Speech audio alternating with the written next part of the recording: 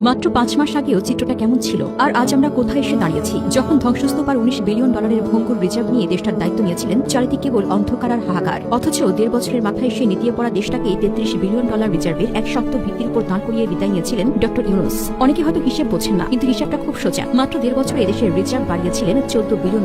এসবের মাঝেও সাবেক সরকারের রেখে যাওয়া ২১ লাখ কোটি টাকার ঋণের বোঝা পরিশোধ করতে হয়েছিল এই ১.৫ বছরেই। আর কি করতে পেরেছিলেন তিনি? দ্রব্যমূল্যের লাগাম টানতে পেরেছিলেন ঠিকই। সাধারণ খেটে খাওয়া মানুষের মুখে হাসি ফোটাতে কোটি কোটি টাকার ভর্তুকি দিয়ে রোজার দিনগুলোতে বাজার দর রাখা হয়েছিল নিয়ন্ত্রণে। স্বস্তির দুটি ঈদে মানুষ ব্যাগ ভর্তি বাজার করে হাসি মুখে বাড়ি ফিরেছিল। আরও পেরেছিলেন কূটনৈতিক বিজয়। ভারতের উপর নির্ভরশীলতা কমিয়ে যুক্তরাষ্ট্রের শুল্ক কমানো, কিংবা জাপানে ১১০০ পণ্যের শুল্কমুক্ত রপ্তানির দ্বার উন্মোচন সবই করে গেছেন শিরদাঁড়া উঁচু রেখে। অথচ তার এই ১.৫ বছরের শাসনামলে প্রতিটি পদক্ষেপে ছিল কাঁটা। ১২৩৭টিরও বেশি অযাচিত আন্দোলন, ভয়াবহ বন্যা, বিমান দুর্ঘটনা, আইন প্রয়োগকারী সংস্থার শিথিলতা, এমনকি প্রশাসনের ভেতরকার অসহযোগিতা, সব বাধা পেরিয়েও তিনি বিডিআর হত্যাকাণ্ডের পুনর্বিচারের পথ সুগম করে তবেই ক্ষমতা হস্তান্তর করেছিলেন। আর আজ নির্বাচনের পর পরিস্থিতিটা ঠিক কি দাঁড়িয়েছে? ইউনূস সরকারের রেখে যাওয়া রিজার্ভ আর অর্থনৈতিক ভিত্তি আজ ব্যাংক ও গভর্নর পরিবর্তনের রাজনীতিতে তলানিতে।